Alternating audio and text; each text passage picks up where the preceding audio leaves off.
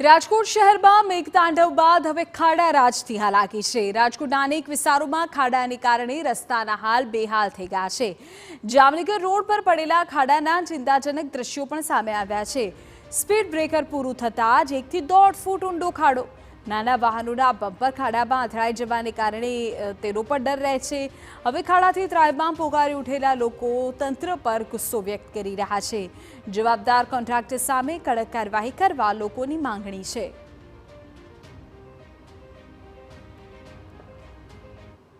પહેલા વરસાદી પાણી ભરાવાના કારણે લોકો હેરાન પરેશાન થયા અને હવે ખાડા લોકોને પરેશાન કરી રહ્યા છે। આપને હું દ્રશ્યો બતાવવા માંગીશ। રાજકોટના જામનગર રોડના આ દ્રશ્યો છે કે જે પ્રકારે તમે અત્યારે દ્રશ્ય જોઈ રહ્યા છો, નજર હટી કે દુર્ઘટના ઘટી, આ પ્રકારની સ્થિતિ છે તે રાજકોટના જામનગર રોડની છે। અહીં એક તરફ સ્પીડ બ્રેકર આવેલું છે અને આ સ્પીડ બ્રેકરમાં જો તમારું જરા પણ ધ્યાન ન હોય તો તુરંત જ તમે અકસ્માતનો ભોગ બનો તે પ્રકારની સ્થિતિ છે તે જોવા મળે છે। કારણ કે 1.5-2 ફૂટ ઊંડા ખાડા છે તે અહીં રાખવામાં આવી છે, જેને કારણે નાના વાહન ચાલકો છે તેને ભારે હાલાકી છે તે પડી રહી છે। આપણે વાહન ચાલક છે તેની સાથે વાત કરવાનો પ્રયત્ન કરીશું। શું કહેશો, કેવા ખાડા છે, કેટલી મુશ્કેલી? રાજકોટની હાલત જ ખરાબ છે ભાઈ। રાજકોટથી દેવભૂમિ દ્વારકા સુધી બધે ખરાબ જ છે રસ્તા। એક રસ્તો સારો નથી ક્યાં। નેતાઓ અહીં નીકળે તો ખબર ભાઈ પ્રણામ નેતાઓને। સ્પષ્ટપણે બીજા પણ કેટલાક વાહન ચાલકો છે, આપણે તેની સાથે પણ વાત કરવાનો પ્રયત્ન કરીશું। કાકા, કેટલા ખાડા, નાનું વાહન લઈને જતા હોય કેટલી મુશ્કેલી પડે? રોડ છે ને, જો મુશ્કેલી તો પડે ને, ખાડા હોય તો નાના વાહનમાં પડે મુશ્કેલી। નાના વાહનમાં ભારે હાલાકી છે તે પડે, કારણ કે તમે દ્રશ્ય જુઓ કે જરા બેન, શું કહેશો, કેટલા ખાડા છે, કેટલી મુશ્કેલી પડે આવું નાનું વાહન લઈને જતા હોય ત્યારે? બહુ જ તકલીફ પડે છે। વાહનને પણ નુકસાન થાય? શું વાહનને પણ નુકસાન થાય અને બેઠા હોય એને કમરમાં દુખી જાય, એટલા બધા ખાડા છે। સ્પષ્ટપણે અહીં દ્રશ્યો છે તે ખૂબ જ ચોંકાવનારા છે, કારણ કે જો તમે જે પણ વાહન અહીંથી પસાર થઈ રહ્યું છે તે વાહનને સીધું જ નુકસાન છે તે થઈ રહ્યું છે। કારણ કે સ્પીડ બ્રેકર પૂરું થતાની સાથે જ 1-2 ફૂટ ઊંડા ખાડા છે ને, જે વાહન ચાલકોને ભારે હાલાકી છે તે પડી શકે છે। કેટલા આ ખાડા છે, કેટલું વાહનને કેટલું નુકસાન થાય, કેટલી મુશ્કેલી પડે, શું કહેશો તમે? તમે જોઈ શકો છો, મારા બંને બમ્પર ડેમેજ થઈ ગયા છે આગળ આ ખાડાઓના કારણે। થવું જોઈએ સમારકામ? ના, બિલકુલ ધ્યાન આપવું જોઈએ એના પર, રોડ રસ્તા ઉપર સરકારે। સ્પષ્ટપણે એટલે વાહન ચાલકો છે તેને ભારે હાલાકી છે, કારણ કે નાના વાહનો છે તે સીધા જ આ ખાડા છે તેમાં પડે છે ને તેને કારણે ડેમેજ છે તે થતું હોય છે।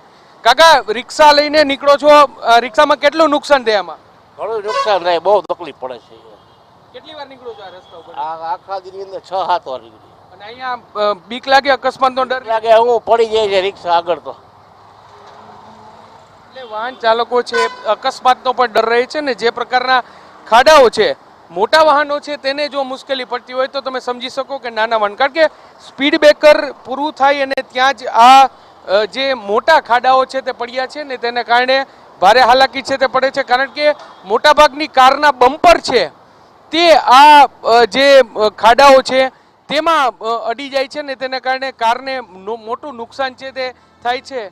નજર હટી કે દુર્ઘટના ઘટી, તે પ્રકારનો ઘાટ છે તે રાજકોટની માધાપર ચોકડી પર છે। અને ખાસ કરીને જ્યારે વરસાદ પડે, પાણી ભરાય ત્યારે આ જે સ્થળ છે તેની હાલત છે તે વધારે ખરાબ છે તે થઈ જતી હોય છે।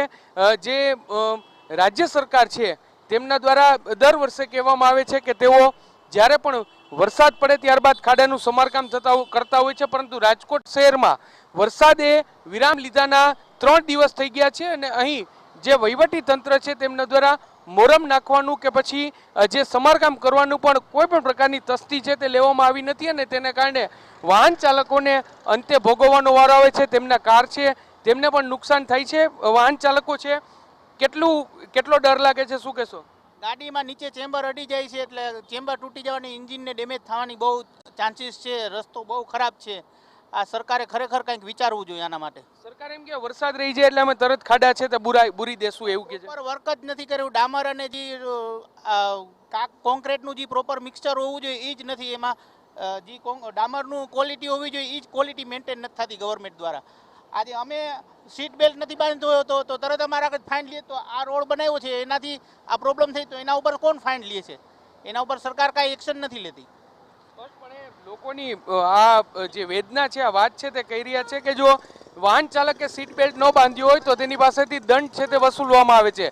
પરંતુ જ્યારે આ પ્રકારના ખાડા કે જે વાહનોને નુકસાન કરતા હોય છે ત્યારે તેની સામે કોઈ કાર્યવાહી કેમ નહીં, તે એક મોટો સવાલ છે. રાજકોટનું જામનગર રોડ, તમે માધાપર ચોકડીથી પસાર થશો તે રહી અને પડદરી સુધી આ જ પ્રકારના ખાડા છે તેનો લોકોને ભારે હાલાકી છે તે પડે છે અને વાહન ચાલકોને વાહનને પણ નુકસાન થાય છે અને સાથે સાથે અકસ્માતનો પણ ભય રહે છે. કેમેરા પર્સન ભાવેશ લશ્કરી સાથે મોહિત ભટ્ટ, TV9 રાજકોટ.